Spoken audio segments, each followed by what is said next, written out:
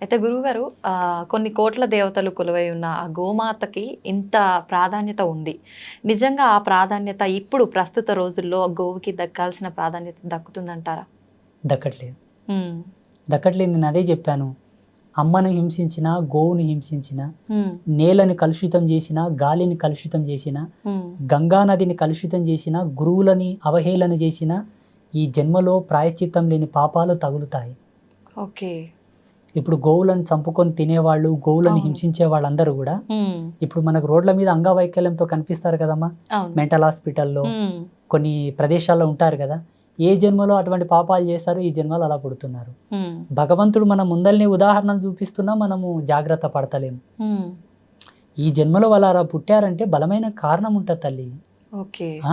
అకారణంగా ఈ జగతి లోపల ఆకు కూడా రాలదు. హ్మ్. ఆకు కూడా రాలదు. అటువంటిది ఈ శరీరం ఎక్కడ, హ్మ్. మనం పుట్టడం ఏమిటి, అలా పుట్టడం ఏమిటి? అవును. మీరు ఇంత చక్కగా ఇంత మంచిగా ఉన్నారంటే ఏ జన్మలో పుణ్యం చేసుకున్నారు? మీ పెద్దలు చేసిన పుణ్యమో, మీ పుణ్యమో. హ్మ్. ఓకే. అయితే గురువుగారు, పెద్దవాళ్ళు అనేసరికి నాకు ఒకటి గుర్తొచ్చింది. పెద్దవాళ్ళు చెప్తుంటారు, ఎన్ని పాపాలు చేసినా సరే ఏదో ఒక పుణ్యం గనక మనం గట్టిగా చేసుకుంటే గనక అన్నీ తొలగిపోతాయని. నిజమే అంటారా? 100%. ఆ పుణ్యం ఏంటో చెప్తాను. హ్మ్. జన్మనిచ్చిన తల్లిదండ్రులను చేసుకున్న పుణ్యం 3 తరాల వరకు వస్తుంది. 3 జనరేషన్స్ వరకు వస్తుంది. చాలా జన్మనిచ్చిన పవర్ఫుల్. తల్లికి. తల్లికి తండ్రికి ఇద్దరికి సేవ చేసి వాళ్ళు ఉన్నన్నాళ్ళు వాళ్ళు చనిపోయే వరకు నీ కడుపులో పుట్టిన పిల్లల్ని నువ్వు ఎంత ప్రేమగా చూస్తావో, నీకు జన్మనిచ్చిన వాళ్ళు కాబట్టి వాళ్ళని అంతే ప్రేమతో చూడగలిగి, హ్మ్. వాళ్ళకి ఏ కష్టం రాకుండా, ఏ ఇబ్బంది రాకుండా వాళ్ళని చూసుకుంటే ఆ పుణ్యం ఎంత గండంలోనే నిన్ను కాపాడుతుంది. ఓకే. రణంలో పోయినా నీ అరికాలకు ముళ్ళు నాటనట్లా బయటకు వస్తావు. మా పెద్ద మనుషులు అంటారు మోటుగా వల్ల. మీకు ఇలాగే చెప్పాలి అంటే ప్రేక్షకులకు ఇలా చెప్పాలి కాబట్టి. ఓకే. గోవుని పూజించినా, గోవుని పోషించినా, గోవుకు భోజనం పెట్టినా సేమ్ పుణ్యం వస్తుంది. హుహు. గురువులను సేవించుకున్నా, గురువులను గౌరవించినా, గురువులను ఆదరించినా అదే పుణ్యం వస్తుంది. హ్మ్. గురువులంటే అందరు గురువులు గారమ్మా. హ్మ్.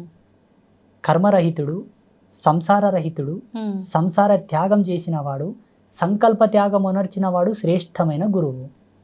ఓకే. పరిపూర్ణమైన జ్ఞానానికి సంబంధించిన వాడై ఉండాలి. హ్మ్. విశ్లేషణాత్మకంగా జీవితం ఉండాలి. హ్మ్. సర్వధర్మముల యందు అనురక్తి కలిగి ఉండాలి. ఆయన శ్రేష్టమైన గురువు. హ్మ్. కాషాయం కండువ భుజం మీద వేసుకున్న వాళ్ళంతా గురువులు గారు. ఓకే. ఇది కూడా మరి అంటే ఇప్పుడు దొంగ స్వామీజీలు చాలా మంది ఎక్కువైపోయారు కదా గురువుగారు. అలాంటి వాళ్ళని మనం ఎలా గుర్తించొచ్చు అంటారు?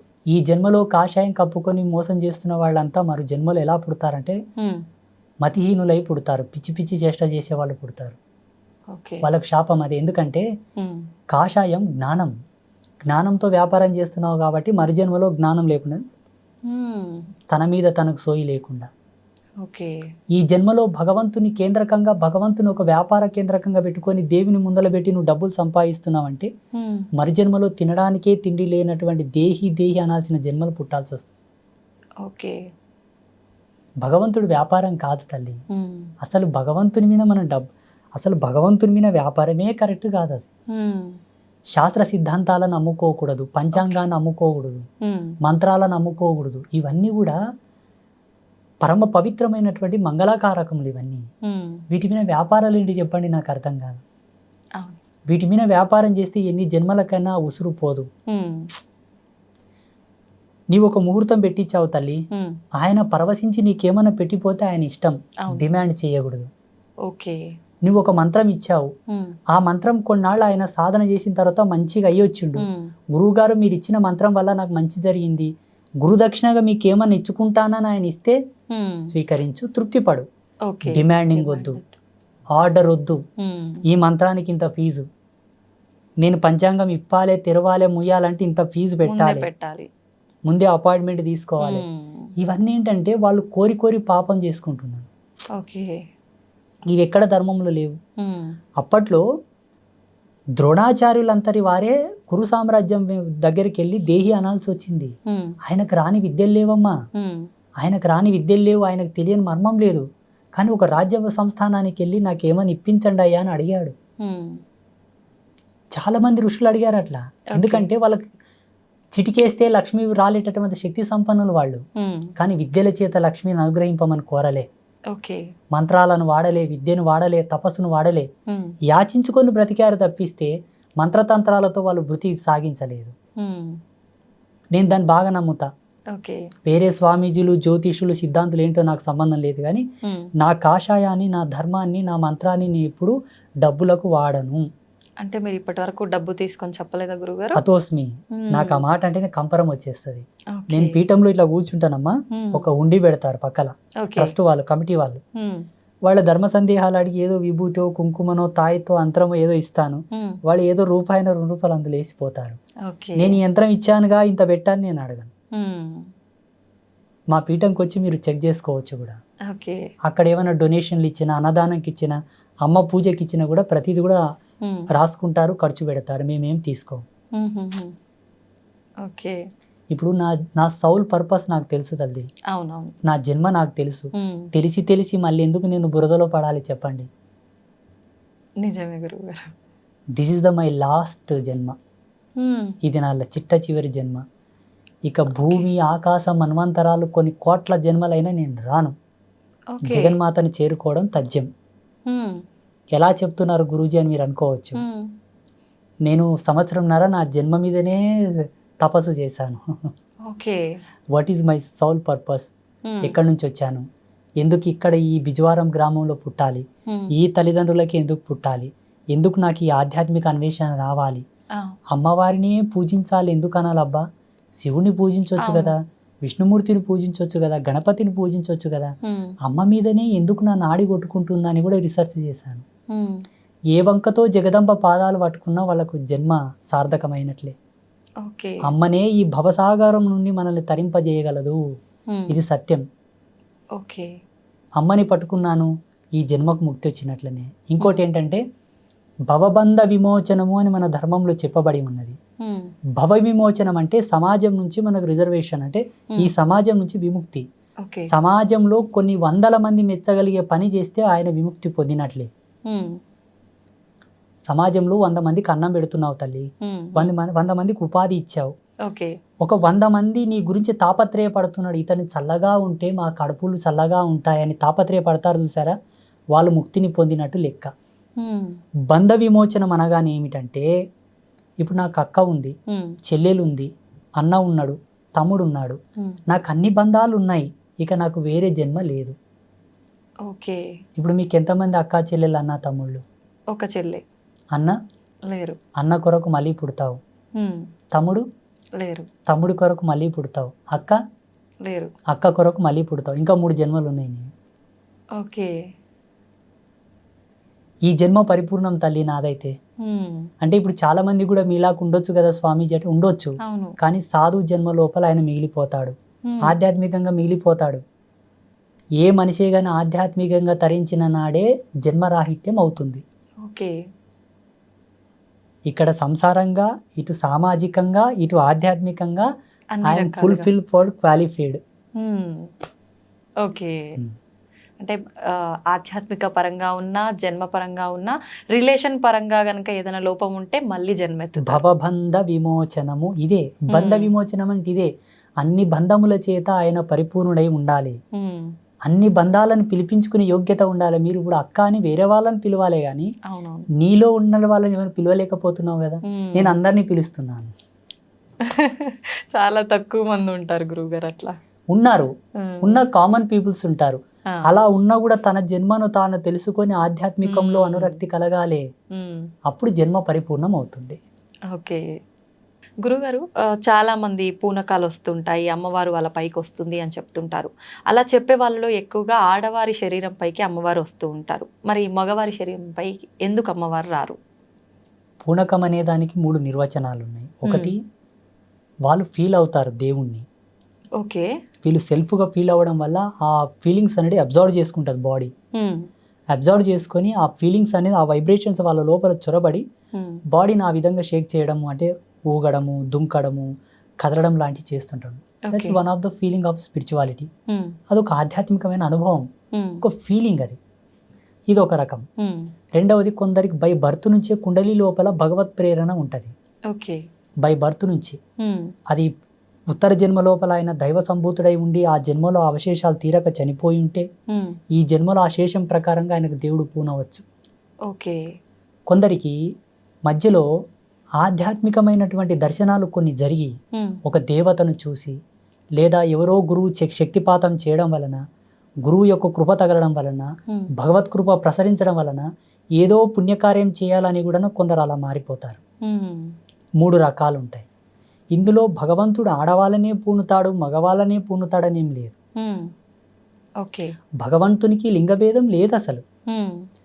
ఏదో ఒక గొప్ప లోక కళ్యాణకారకమైన సందేశం ఇవ్వాలనుకుంటే భగవంతుడు అంతటి పుణ్య చరిత్రులైనటువంటి వాళ్ళ దేహమునందు ఆ ఫీలింగ్స్ ప్రవేశింపజేస్తాడు. ఓకే, ఆ ఎనర్జీస్ దింపుతాడు. వచ్చిన ఆ ఎనర్జీస్ చేత ఆయన పలుకుతాడు, ఫలానా రోజు ఇది జరగబోతుంది. 10 మందికి పనికొసేది, ఒకరి కోసం చెప్పరు. మళ్ళా అవునవును, ఒకరి కోసం దేవుడు ఎప్పుడు పలకడు. లోక కళ్యాణమే భగవంతుడు అంటేనే జీవో జీవశ్య జీవనం. లోక కళ్యాణకారకమే దైవత్వం. ఓకే, మిగతంతా ఇదంతా సెల్ఫ్, వాళ్ళు ఇష్టపడి చెప్తారు తప్పిస్తే దేవుడు ఎప్పుడు అలా చెప్పించాడు. ఇలా చాలా ఉన్నాయమ్మా, మా జీవితంలో చాలా జరిగాయి. ఒక వ్యాన్ లోపల ఒక 30 మంది వెళ్తున్నారు, ఒక పెద్ద DCM లోపల పెళ్లికి. దానికి ఏదో సమ్ బ్రేక్ వీక్ అయిపోయి అంతమంది పడాల్సి ఉన్నది. ఎవరో ఒక పుణ్యాత్ముడు దారి మధ్యలోకి వచ్చి చెప్పాడు, దాన్ని ఆపి, దీని బ్రేక్ తెగిపోతుంది, మీరు పడతారు, దిగి చెక్ చేసుకోండి అంటే వాస్తవంగా లూజ్ అయింది బ్రేక్ వైర్.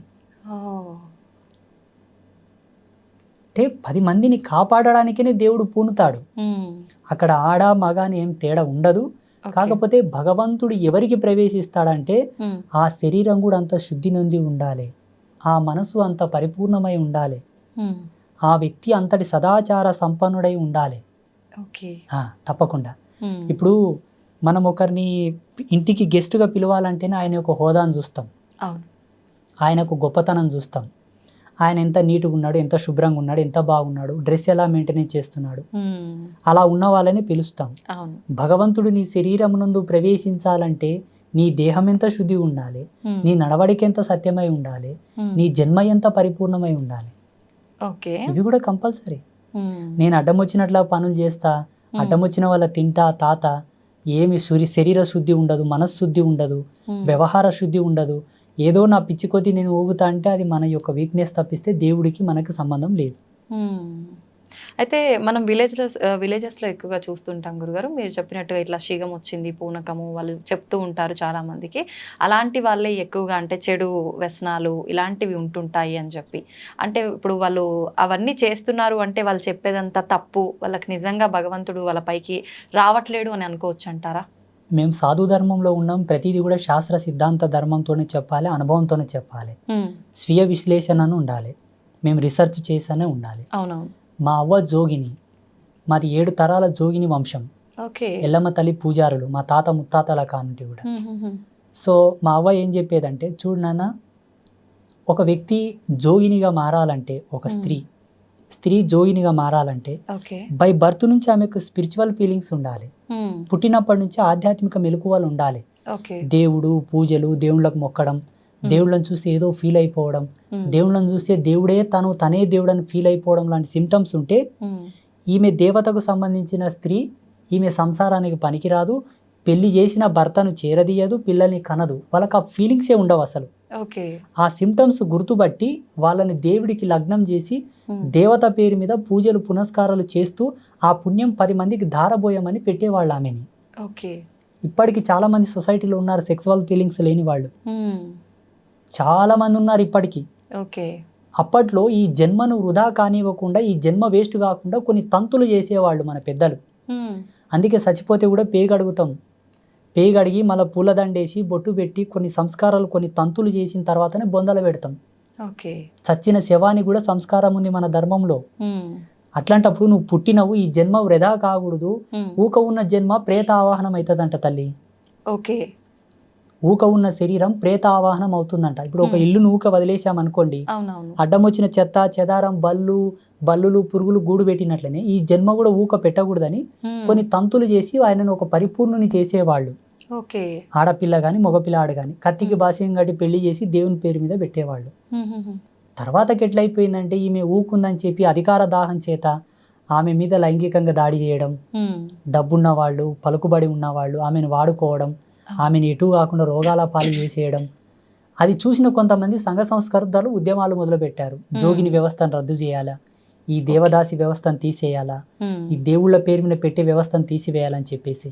ఓకే. వీళ్ళు చేసింది సత్యమే, ఎందుకంటే ఆకృత్యాలు జరుగుతున్నాయి. అవును. కానీ జరిపే వాళ్ళని అరికట్టాలి, కానీ ఆ వ్యక్తిని అరికట్టడం ధర్మం కాదు. జోగిని వ్యవస్థ మీద పెద్ద విశ్లేషణ ఉంది, చాలా దార్శనికత ఉందాడ. మా నాయనమ్మ ఏం చెప్పేదంటే, కంచం పొత్తు మంచం పొత్తు లేని వాళ్ళేరా భగవంతుని పొందుటకు అర్హులనే అనేది మా నాయనమ్మ. కంచం పొత్తు ఉండకూడదు, ఎవరి పొత్తులో తినని వాళ్ళు. మంచం పొత్తు అంటే బెడ్ షేరింగ్ ఉండకూడదు. ఓకే. వాళ్ళు సత్యవంతులు, ఆడపిల్ల కానీ మగపిల్లగాడు కానీ వాళ్ళకు భగవంతుడు పూనుతాడు. వాళ్ళు చెప్పింది భవిష్యవాణి, మా నాయనమ్మ చెప్పేది. భగవంతుడు పూనిన తర్వాత వాళ్ళ శరీరం చాలా తేలిక అవుతుందంట. సిమ్టమ్స్ చెప్పేది మళ్ళా. ఒక తక్కెట్లో కూర్చోబెట్టి ఇంకో తక్కెట్లో 5 మల్లెపూలు వేస్తే సమానం అయ్యేవాళ్ళట. సత్యంగా భగవంతుడు వస్తే శరీరం అలాగే అవుతుంది. 5 మల్లెపూలంత బరువు అవుతుంది. ఆ 5 మల్లెపూలని పచ్చి కుండ మీద పెట్టి నిలబెట్టినా కూడా కుండ పగలదు. ఆ మల్లెపూలను తీసి కుండ మీద వేస్తే కుండ పగలదు. ఈ వ్యక్తి కూడా ఒంటికాల మీద ఆ పచ్చి కుండ మీద నిలబడాలి, ఎవరు సపోర్ట్ లేకుండా, ఎవరు తగలకుండా. ఒంటికాల మీద కుండ మీద నిలబడి సిగ మూగితే అది భవిష్యవాణి. ఇప్పుడు దేవుడు తన లోపల ఉంటేనే కదమ్మా సత్యం ఉంటుంది, సత్యం ఉంటేనే కదా కుండ పగలదు. ఇవల్ల సిమ్టమ్స్ చెప్పేది మా నాయనమ్మ. నేను అప్పుడు అనుకునేవాడిని, ఈ కాలంలో ఎవరున్నారు ఇంత సత్యంగా? ఒకవేళ సిగం వచ్చిన వాళ్ళని తక్కెట్లో కూర్చోబెట్టి మల్లెపూలు వేసిన సమాంతరం అవుతారా? కారు. అలా సిగం వచ్చిన వాళ్ళను ఒంటి కాలు మీద పచ్చి కుండ మీద నిలబెడితే కూడా కుండ ఉంటుందా? పగిలిపోతుంది.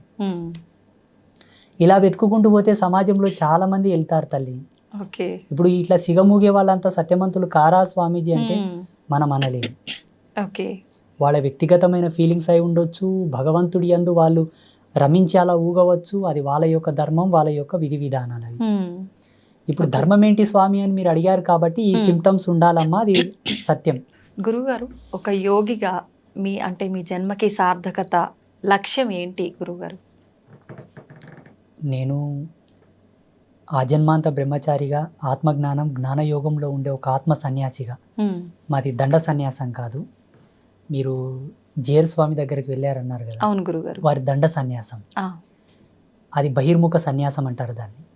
ఆత్మ సన్యాసం అంటే దండ నిర్లిప్తం చేసుకోవాలి, ఆత్మయందు సన్యాసించాలి. అంతర్ముఖ సన్యాసం ఆత్మ సన్యాసం. మాది అంతర్ముఖ సన్యాసం అన్నమాట.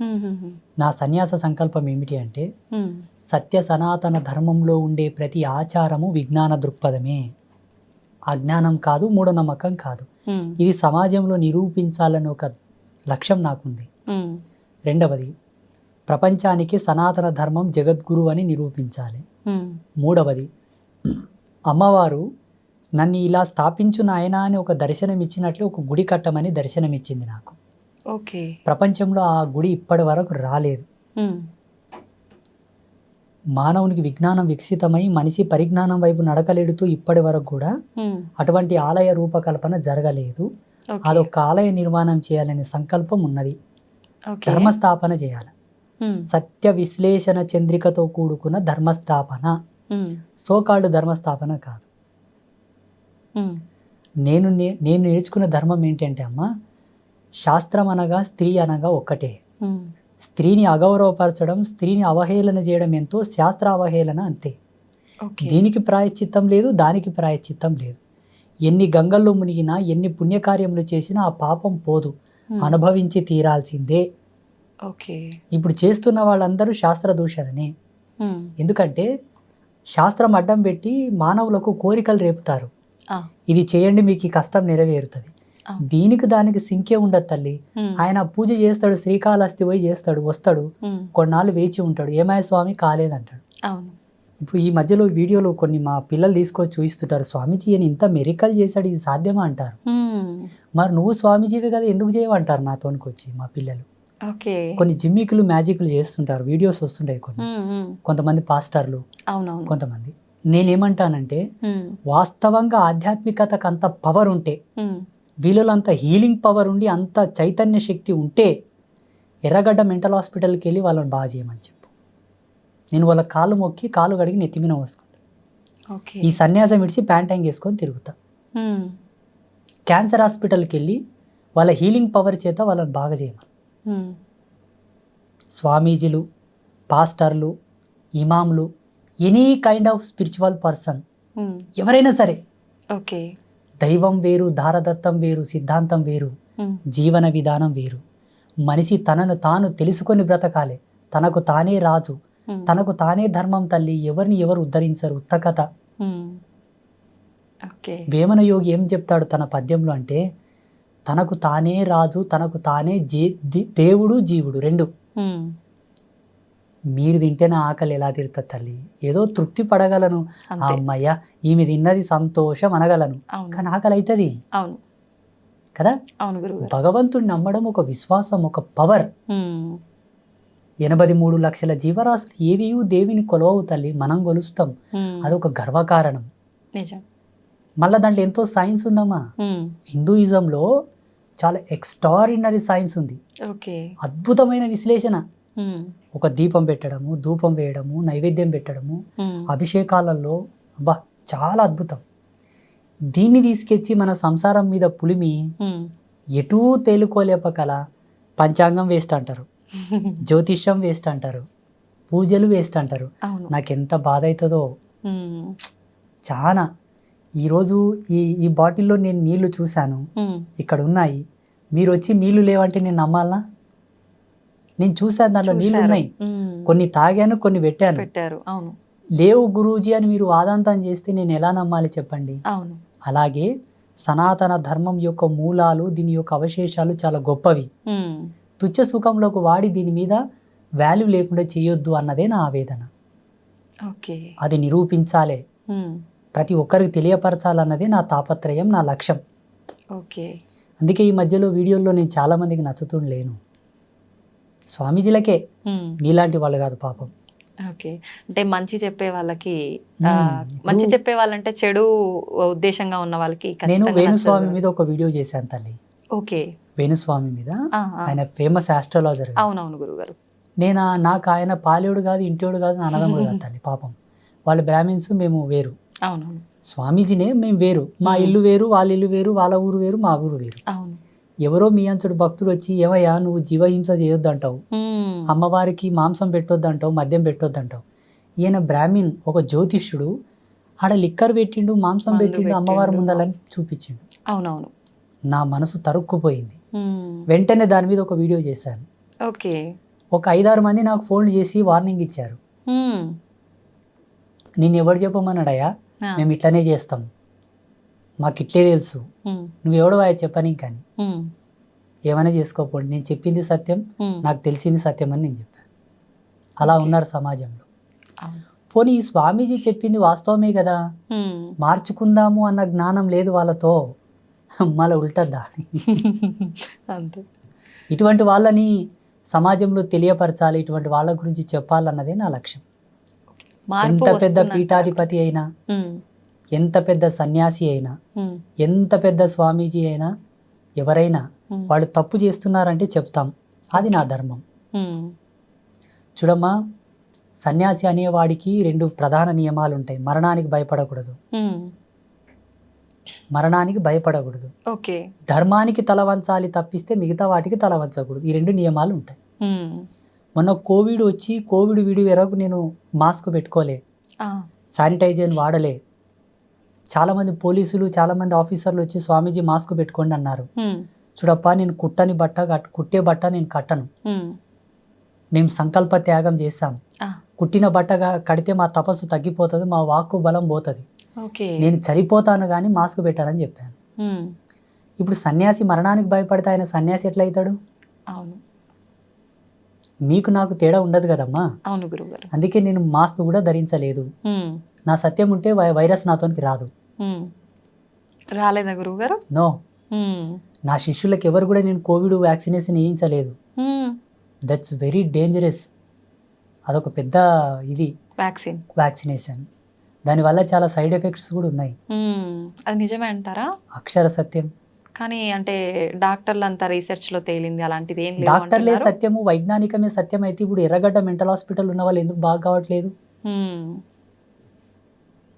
చెప్పండి? ఓకే. ఆ మెంటలిజంకి ట్రీట్మెంట్ లేదా? ఆ, దానికి మందులు లేవా? ఉమ్, దానికి ఏం థెరపీస్ లేవు అసలు? ఓకే. మళ్ళీ ఎందుకు బాగా కావట్లేదు? ఉమ్, ఇంకా ఒకరికొక జత అవుతున్నారు ఆడ. అవును. ఆడ సరిపోడు లేదా హాస్పిటల్లో. అంటే ఇప్పుడు వైజ్ఞానికం ముందుకెళ్ళినట్ట, ఆగినట్ట, ఇంకా కనిపెడుతున్నట్ట? ఆగిపోయినట్టే. ఇంకా కనిపెడుతున్నారు. ఇంకా కనిపెడుతున్నారా గురుగారు? కనిపెట్టలేకపోతే ఇప్పుడు బ్లడ్ క్యాన్సర్కి ఎందుకు మ్మ్. ట్రీట్మెంట్ లేదు ఇంకా కంప్లీట్గా? మరి కనిపెడుతున్నప్పుడు అన్ని ఎక్కడికక్కడ అంటే కంట్రోల్ అయిపోవాలి కదా గురుగారు? కేసెస్ అన్ని విధాలుగా పెరిగిపోతూనే చూడమ్మా, ఉన్నాయి కదా. సైన్స్ ఎప్పుడే కానీ ఒకతో ఆగిపోతుంది. మ్మ్. సైడ్ ఎఫెక్ట్ లేని సైన్స్ లేదు, రాదు, ఇక ముందు కూడా రాదు. మ్మ్. సైన్స్ ఒకటి కనిపెట్టిందంటే దానికి విరుగుడు ఇంకోటి తయారై ఉంటుంది తప్పకుండా. ఓకే. కానీ ధర్మం అట్లా కాదు. మ్మ్. సనాతన ధర్మం ఏం చెప్తుంది తెలుసా? హిందూయిజం మ్మ్. 100% దెబ్బ తగలకుండా చూసుకో, ఓకే. 100% రోగాల బారిన నీ శరీరం పడకుండా చూసుకో. మ్మ్. ఫస్ట్ నువ్వు ఇక్కడనే జాగ్రత్త పడు. మ్మ్. పోయి ఆ గుంతల పడ్డ తర్వాత ఎక్కుతావో ఎక్కవో, నేను ఎవరైనా లాగుతారో లాగరో, మ్మ్. ఎందుకు తలకాయ నొప్పి? అవును. అందుకే ధర్మ ఈజ్ గ్రేట్, సనాతన ధర్మ. నిజంగా చాలా అదృష్టంగా భావిస్తున్నాను గురుగారు మిమ్మల్ని కలవటం. మీ మాటల ద్వారా మంచి చెడు, అసలు న్యాయం ఏంటి, అన్యాయం ఏంటి, మన సనాతన ధర్మం ఇంకా కొంతలో కొంత మంచి మార్గంలోనే వెళుతుంది, కొంతలో కొంత ఏదైతే చెడు మార్గంలో వెళ్తుందో అది మార్చటము, తెలియచెప్పటమే నా లక్ష్యం అని మీ మాటలన్నీ విన్న తర్వాత నాకు చాలా సంతోషంగా ఉంది గురుగారు. మిమ్మల్ని మీ విలువైన సమయాన్ని మాకు కేటాయించినందుకు థ్యాంక్ యూ గురుగారు. శుభమస్తు. శ్రీమాత్రే నమః.